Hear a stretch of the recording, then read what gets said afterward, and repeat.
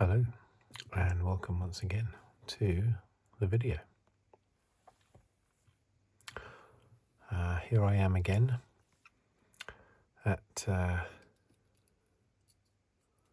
very late hour,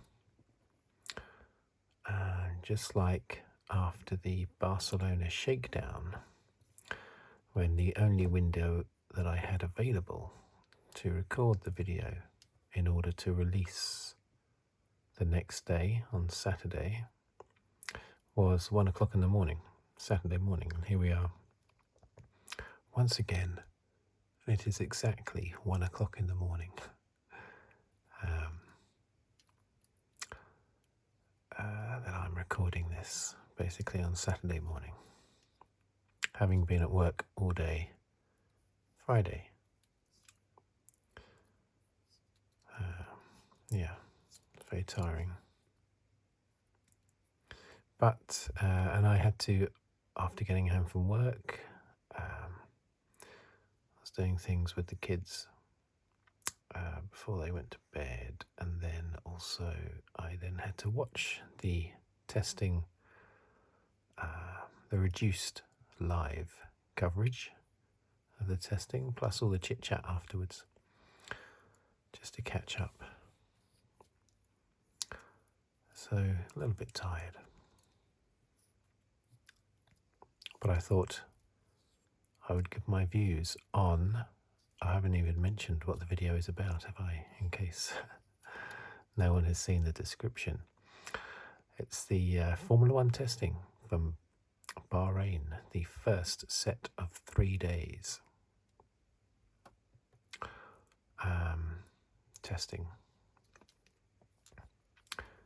in the build-up to the start of the 2026 Formula One World Championship. Now I am holding a Hot Wheel 2024 Mercedes Lewis Hamilton, but it's just a prop. I'm not going to talk about this at all. It's just a prop for me to hold whilst giving my simple thoughts on the testing and what I think of some of the drivers and teams going into the championship. One thing I noticed for the first time looking at these cars, I noticed it just now. The mud flap things have gone this year. They were on last year, weren't they? Those covers that go partly over the wheels that came in 2022. What was the reason for those? Was it purely aerodynamic? Was it something they had to have? I don't think it was a rule, was it? I don't think they had to have them. I think it was for aerodynamic benefit. Let me just drink some of my tea.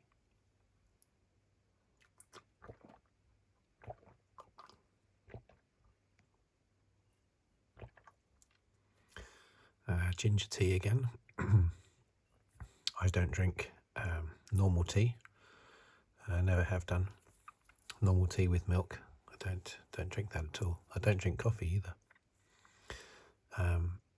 Just have sort of normally just ginger tea. But yeah, those mud flaps have gone, I noticed. I'll have to look up to see the reason for that, why they are not on this year's cars.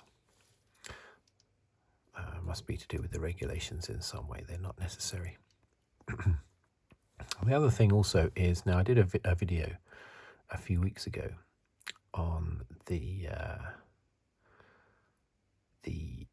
new driver aids. Yeah, we got Boost, and you've got the Aero, Active Aero, and you've got Recharge, and you've got Overtake mode. I don't understand, why don't they just have the Boost and of course the Recharge? You need the Recharge for the battery, for the electric battery. Why do they just not have Boost on its own? Why do we need Active Aero, and why do we need Overtake mode? The Active Aero, if it can be done on any straight, on any lap of any race, then yes, it will speed up the cars going into the straights, but they will all be doing it. It's not limited. You can do it as much as you like. It's just flicking a switch, isn't it? Opening up the active area. So why bother even having it? If every car can do it on every straight, then it's not going to aid with overtaking. It'll make the cars slightly faster on the straight.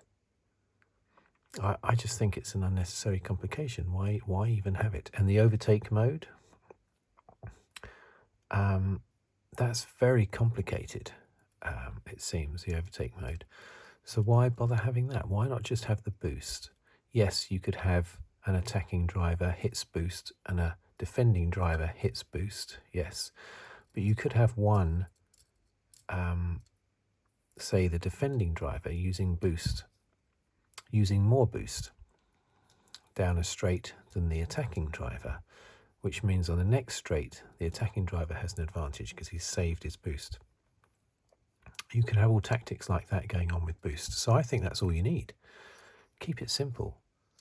I mean, they're not going to listen to me, are they?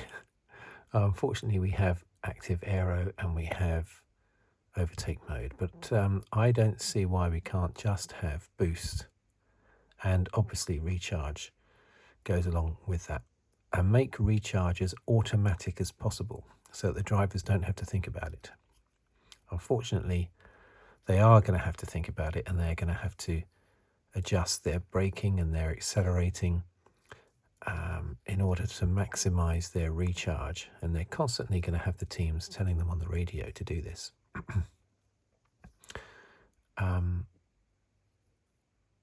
Now,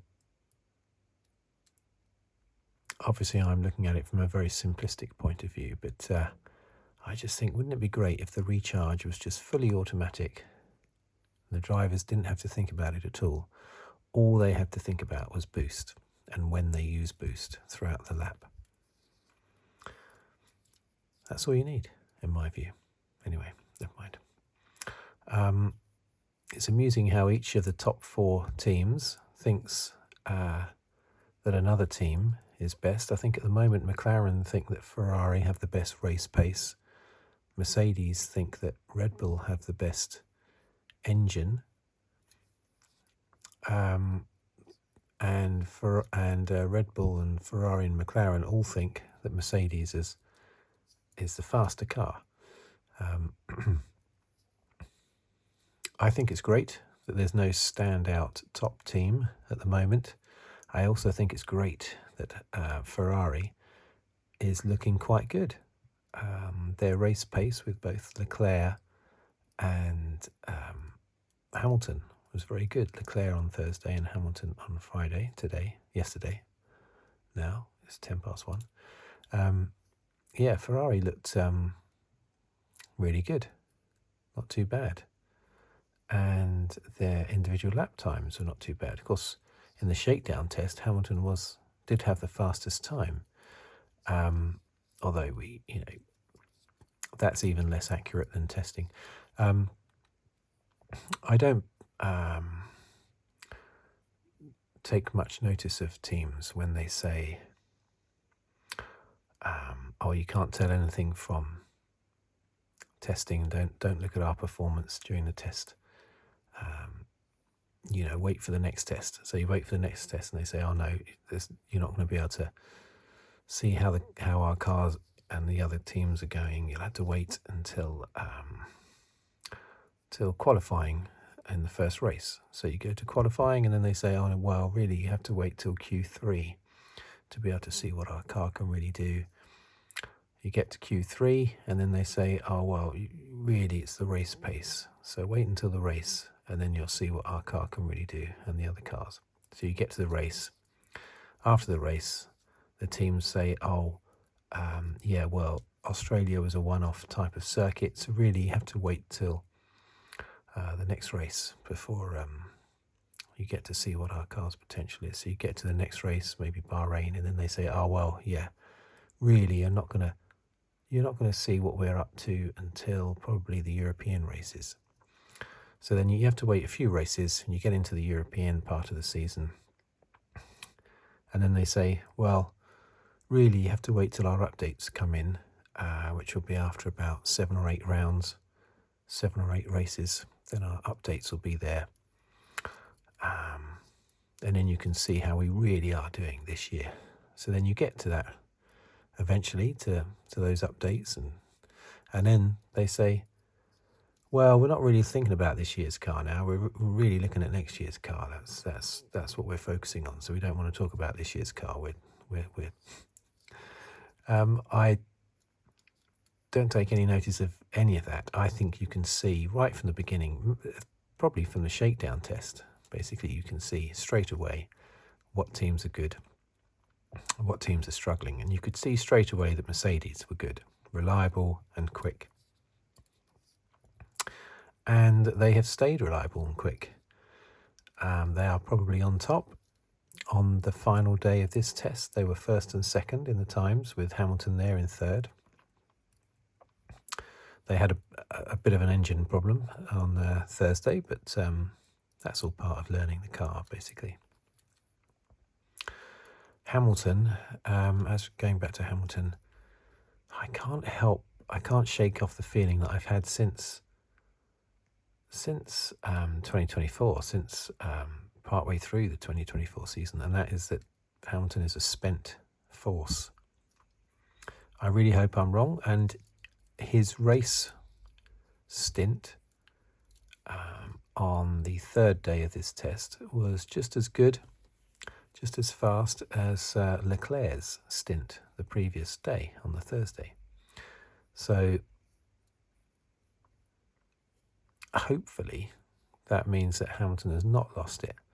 But unlike Alonso, Hamilton just seems to be showing his age. He's consistently 3 or 4 tenths behind Leclerc, in the same way that most of Hamilton's teammates were always 3 to 4 tenths slower than him. Now it's sort of role reversal a little bit. That's a bit depressing, but I'm really hoping that a rejuvenated Ferrari is going to mean a rejuvenated Hamilton, because he's been in the doldrums for years. He's never properly recovered from the 2021 debacle. He hasn't had a chance to recover from that, basically. Let's have some more tea. But let's hope that this Ferrari is genuinely good in race pace, and that will lift Hamilton.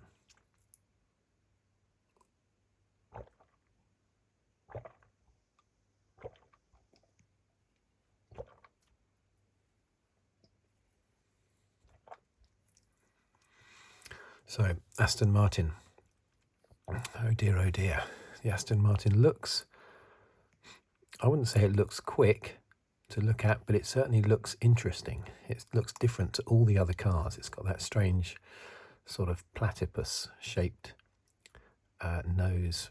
It's a very interesting looking car, but it's about 4 tenths off the pace. That's what Stroll said. And I mean, you look at the times, it is 4 tenths off the pace. 4 seconds. 4 seconds off the pace. And that's horrific. That really is bad. And they're the only car with a Honda engine, so they can't compare their performance power unit wise with other cars. They can't use data from other cars to help them, because they're the only supplier, only customer of the Honda engine. And strangest of all, though, it's not just strange that the car is so slow, with when it's an Adrian Newey car, but the really strange thing is, what on earth is Adrian Newey doing as the team principal? Adrian Newey is not a team principal. That's like making Lewis Hamilton president of Ferrari just because he drives a Ferrari. I don't get it. Adrian Newey is a car designer, a fantastic car designer. He's not a team principal sitting behind a desk responsible for loads of people. Also, the team principal has to be quite social. The team principal has to be quite chatty and out there, and like Andrea Stella is. He's Mr. Chatty Man, isn't he? And Toto Wolff, constantly being interviewed all the time. How is Adrian Newey going to cope with constantly being interviewed by the media all the time? He's not going to like that. What on earth is he doing as the team principal? And why do we not see him anywhere? Why is he not interviewed at all? Is he managing to be a team principal and also tuck himself away like he used to before? But it was fine for him to be very private before, because he wasn't the team principal. He was just the designer, the chief designer, whatever the title is. I just think I think this is ridiculous. I'm very disappointed that they've dangled this in front of Newey, and he's gone, yeah, I'll do that. I just don't get it. He's not a team principal. To be a team principal, you have to be, a bit of a politician, basically. You have to be a chatty politician to be a team principal. Someone who inspires the troops, someone who can stand on their soapbox and talk to everybody back at the factory. And Newey's not going to be able to do any of that. So I don't get it. Don't understand that at all.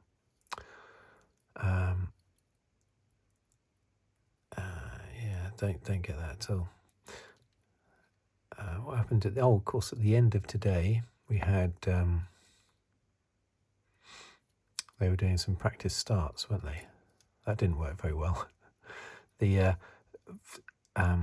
I said a couple of weeks ago that these cars looked a little bit, they were attractive looking, apart from the shark fins, but they were basically attractive looking cars. Very nice noses, I think, but they looked very much like F2 cars. And Hamilton has said that they feel like F2 cars. Verstappen has said that they drive like Formula E cars on steroids, which is a good way of putting it. But I noticed with the practice start that they actually start like F2 cars as well. Do you remember a couple of years ago, F2 cars, at the start of a race, there would always be 5 or 6 of them that would stall on the grid, because they were struggling with the complexities of the starting procedure and everything, the inexperienced drivers. And that's what we had today. We had, I think, was it 7 or 8 cars? I think it was 7 on doing a practice start at the end of the test session yesterday. And I think half of them stalled. Well, they didn't stall, actually. No, they didn't stall. They just couldn't get away from the grid for some reason. Their car was... You have to build up the energy, the electric energy, I guess. It has to be built up. And they didn't build up enough of it, I don't think, for the start. And they were just left standing there on the start lane. That's not good. On the start line, that's not good. They're going to have to get that sorted in the next test session. So Hadjar, he looks very confident, doesn't he? Now Lawson looked confident going into last year, but he was a bit sort of cocky confident, and he came across like he was someone that was trying to look confident rather than someone that actually was confident. Whereas Hadjar this year, he looks like he's on a par with Max. I mean, I've no doubt he isn't performance-wise, but the way he comes across like he's Max's equal, like he thinks he's Max's equal. And it's great so far. It's great to see so far. The times are comparable. He has very comparable times with Max. So I really hope that he puts on a good show. And so do Red Bull, I'm sure. They can't just keep having one driver in the team all the time. I think Cadillac look maybe the least reliable of the cars so far. I think they're the ones that will struggle with reliability the most at the start. And I think Audi looked the slowest. Now, they were not the slowest. And on this last day that's just finished yesterday, I think Hulkenberg was 10th quickest. But for me, the car just looks slow. I know it's a strange thing to say, but it looks like the sort of car that is always at the back of the grid. Even though it hasn't been the slowest car, it just looks like it is. So I think come Australia, I think Audi will be right at the back. Cadillac will be next to them, but just in front. But I hope that's not true. Well, in particular with Cadillac, I hope that's not true. But it might be. I want Cadillac to do well. I always want the new teams when they come in to do well. Audi's not really a new team. Well, it's a new engine in Formula One, and as I've said before, Audi have a new engine, completely new engine to Formula One, but an established team in Sauber that they've taken over. Whereas Cadillac, it's the opposite. They have an established engine with Ferrari, but a brand new team. So yeah, we'll see. Hopefully Cadillac can do what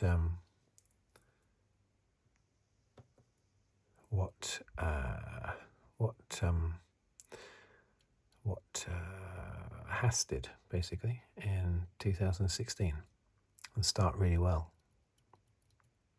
Wasn't Romain Grosjean, didn't he finish 5th in Haas's first Grand Prix in 2016? I think so. Okay, I don't know if I had anything else to say really. I would say Russell is my favourite, but it's so difficult to know which team is on top at the moment. I don't know. I think you could say maybe, well, Mercedes. I see Red Bull. Red Bull though look very good as well. I think they're all very close at the top. And hopefully that is the case, and it comes down to the drivers, basically, is what separates the teams, hopefully. Anyway, I think I'll leave that for now. So there you go. I'll do another video after the next test. Hopefully it won't have to be at 1 o'clock in the morning, but we'll see. I probably won't be able to do it for the Saturday immediately following the completion of the 3-day test, because I'll undoubtedly be behind with the footage that I'm watching, because all of it is live. So that's 24 hours of live testing over the 3 days. So I'm going to be behind, basically. So it'll probably be this following Saturday that I'll release a video, or it might even be midweek. Anyway, thank you for watching. Thank you for listening. And if you'd like to subscribe, please do so, or like the video, or comment on the video. And I will see you on the very next video. Whatever it may be about. It might be F1, you never know. Who knows? Anyway, thank you and goodbye for now.